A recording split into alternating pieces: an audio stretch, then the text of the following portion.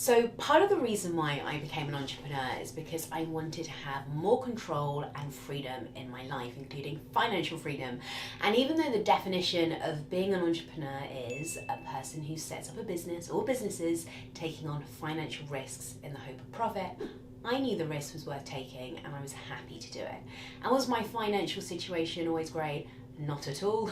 And I think that everyone has money stories that they tell themselves, and I had 6 money stories that really held me back and actually put me in some terrible positions. And before we get into all of that, hit that like and subscribe button so we can get more eyeballs on this video and support more amazing parenting specialists. Okay, so money block number 1, thinking the harder you work, the more money you'll make. So sure, it takes hard work to run a business, but hard work without vision, focus and clarity is a recipe for burnout. And of course, at the beginning, when you start your business, you need to be putting in a lot of work in order to get any type of output and return from the activities that you're doing. But one thing I had to understand is that hard work and the same level of work isn't necessary for long-term financial freedom and success. And actually, it just prevents you from growing, because what I used to believe is that I was the only one who could bring in new clients or could deal with current partner agencies we were working with, or the only one who could make money in business, or the only one that could handle anything that was going wrong in the business. And I needed to oversee every tiny part of what we were doing in literally all areas of the business. And this thought process of always being on and present at pretty much every level led to simply putting in a huge amount of effort, being involved in every element of the business, and it meant that the quality of what we were doing was dropping and I was really getting burnt out. And it also meant that I missed so many important moments, like being in hospital hours before giving birth. I was firing off emails because I was going to take about 2 days off, which is something I really regret to this day. But I just had this entrenched belief that I had to be the center of everything and always be on, and somehow that was the ticket to being successful in business. And it's a bit like going to the gym every day. You'd get injured, right? Your body would feel depleted and it's not healthy. And in fact, when you look at top performing athletes, you'll find that they take rest days very seriously, because this is where the body has a chance to repair and grow stronger and they can perform at their best. So that money story for me, thinking, working very hard all of the time and being in everything, just kept me small and stuck in my business and resulted in me essentially burning out. And I had to flip that mindset and realize that what I needed to do is just go out there and ask for help. I needed to bring in team members, knowing that would help me grow. I needed to focus on things that were really important in the business, what I call the big rocks, the things that shift the needle in your business. And I know that we're not meant to be working at the same pace, doing the same things all the time. That is just not how you grow. And thinking that is actually just going to hold you back and you're going to burn out. So the second money block is needing to control everything. And this really leads on from the first money block, and it's a little bit embarrassing to admit, but I used to be a complete control freak in my business for a very long time. And I kind of felt like I needed to do everything myself. I couldn't quite accept that other people could do the job for me or take over from me. And when you're first in business, it can feel really hard to get to a place and accept that other people are more than capable of being better at tasks than you. And I found that when I started to let go and allow people to do things in their own way compared to my way, everything felt more joyful in the business. It was like a switch went on in my head, but I had to get to a place where I was letting go of being controlling, of like needing to do everything, and just knowing that that was just keeping me small.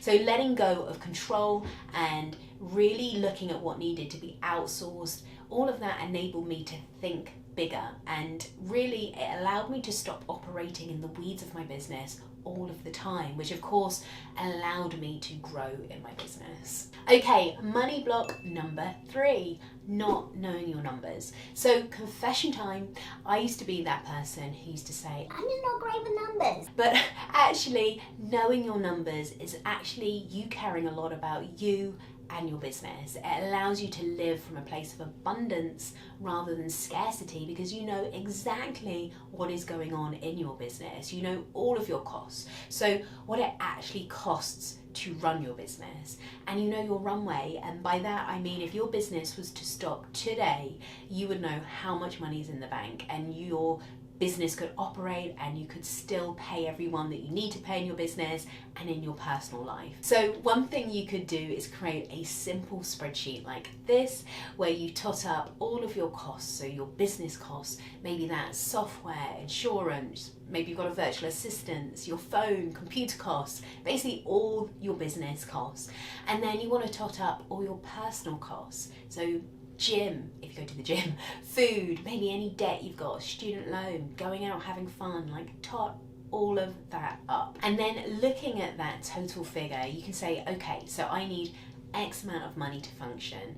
So just to take a round figure, maybe that's £2,000 a month. So you know in your business you need £2,000 to break even and cover everything. And from having that clarity, it actually just makes it much easier to really plan what you need to do to cover those costs. And I like to have a spreadsheet that shows my kind of okay, better and best goals. And my okay goal might be where I'm breaking even. And I like to do this because I think that continuously reaching and planning to achieve more over time will actually make it happen.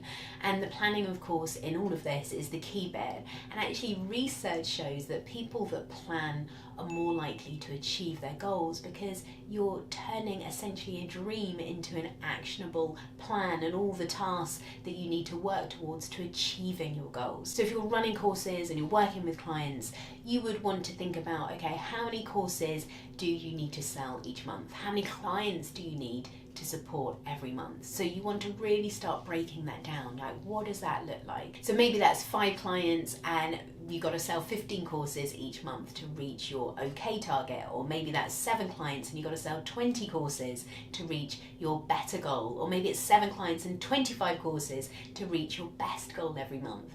And when you're doing this and you're thinking about this, you want to be really realistic, because maybe having 30 one-to-one clients is not realistic. So you got to look at your service and think about, what do you like doing? What is the easiest thing to scale? And of course, an online course is going to be much easier to scale than your one-to-one work.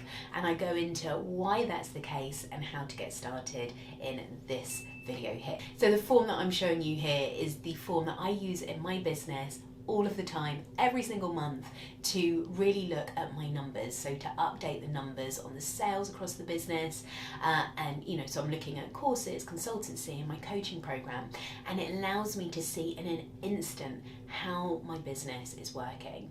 And so from there, you can very clearly map out the marketing activities that are going to help you to meet your financial goals. So maybe that's reaching out to 10 people that you could possibly collaborate with every single month who serve a similar audience to you. Or maybe it's creating 30 social media posts. Maybe it's trying to be featured on someone's podcast or some social media platform every month. And the key thing here is that you write this down and you're really specific with your goals and what you want to achieve, because the more specific you are, the more likely it is that you're actually going to follow through with what needs to be done. And therefore, just by going through this process, you are more likely to achieve that goal. So knowing your numbers actually allows you to operate from a place of abundance and control. And the other element here is that when I got clear on my numbers, I knew how much profit I was making. So it enabled me to use my money so it could work for me. So I saved more, I looked at what I could invest in, and I really looked at how I could take my money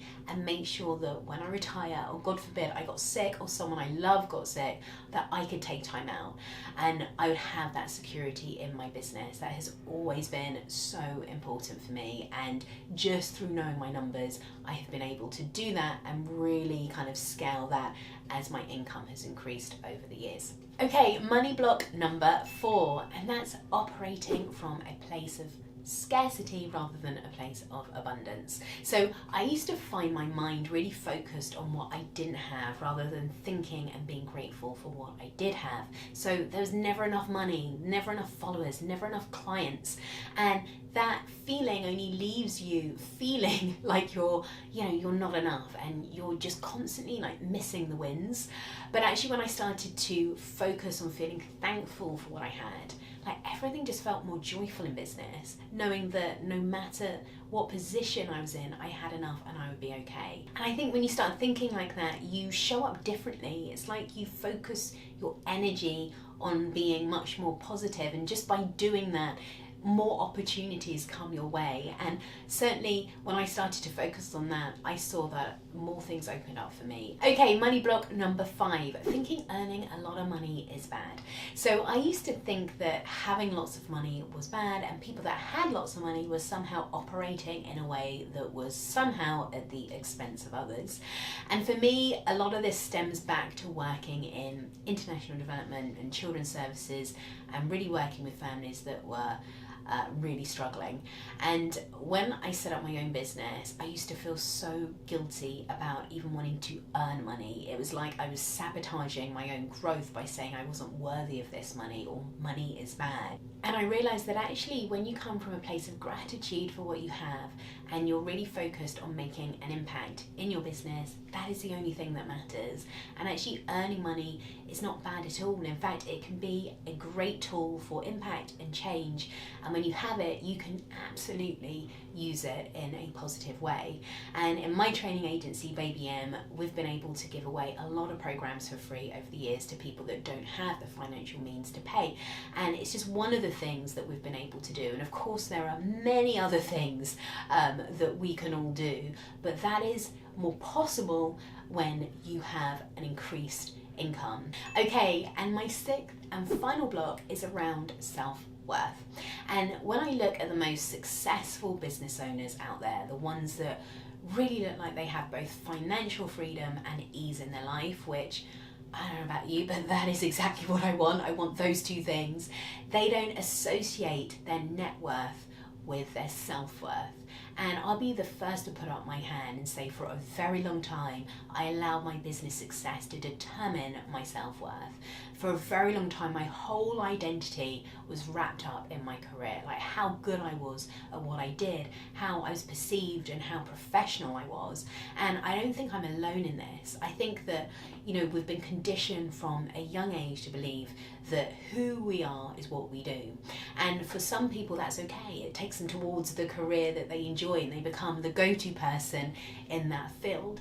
However, problems can surface when people start their own businesses, and let's face it, running a business is not for the faint-hearted. So when you believe who you are is what you do, and what you do isn't as successful as you would like it to be, it can really crush your identity and seriously affect your self-worth. And if you aren't making the money you want, if you don't have the clients you want, if you're launching and it doesn't go according to plan, then what happens is that we can naturally feel that there's something wrong with us. And I've worked with so many clients who feel demoralized and exhausted by their business. Like they feel like they're a failure because they aren't making enough money, and the whole thing isn't working out in the way that they were told it would, or the way they believed it would. And that feeling can be exasperated when there's that constant compare game online. And I can relate to that. I have compared myself. I've been less than kind with myself over the years. I've let the ups and downs of my business really determine how I felt about myself. And at times I've really let it shatter my self-worth. But I realized that I needed to change the way that I was thinking. Like, you are not your business. Your business is not you. You are a success despite of what happens in your business. Like, you're gonna be fine regardless of what happens to your business. You're not worth more if your business does well, and you're not worth less if your business does not do well. Definitely I have more work to do in this area, and it's something I make myself aware of every day, because for me that helps me to consciously separate my attention from who I am and what I do. And I find it really helps me to kind of remind myself that I'm going to be okay, that I'm thankful that I'm not my business, and that really creates a shift in my head. Okay, so I hope you have enjoyed this video on these 6 money blocks that I needed to overcome to enable me to grow significantly in my business. And if you haven't already, please hit that like and subscribe button so you get notified every time we release a new video. And finally, if you're a parenting consultant or a sleep coach working with clients and you're looking to create a business model that not only allows you to scale your impact but bring more ease into your life so you're not on all of the time, then I would love to chat to you. You can click the link below this video to schedule a call with me. So thanks once again for tuning in, and I'll see you in the next video.